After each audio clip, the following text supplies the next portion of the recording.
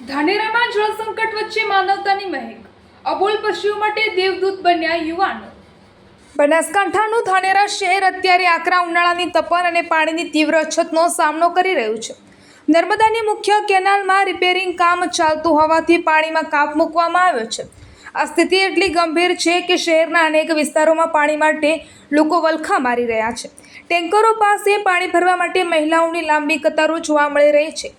માણસો તો માંડ પાણીની વ્યવસ્થા કરી રહ્યા છે, પરંતુ ગરમીમાં ટપોટપ તરસથી વ્યાકુળ થતા અબોલ પશુઓનું શું? આ પ્રશ્ન ધાનેરાના સેવાભાવી યુવાનોને જાગૃત કર્યા છે।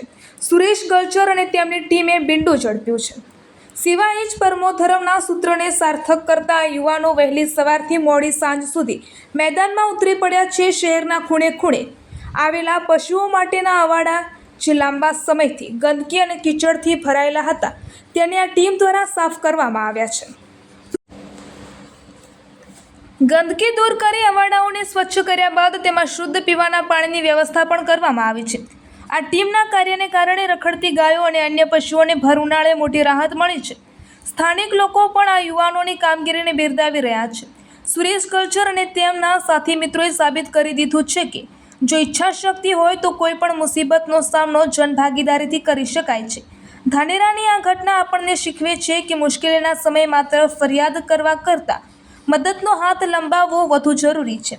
સુરેશ કલ્ચર અને તેમની ટીમની આ કામગીરી આજે આખા બનાસકાંઠામાં ચર્ચાનો વિષય બની છે।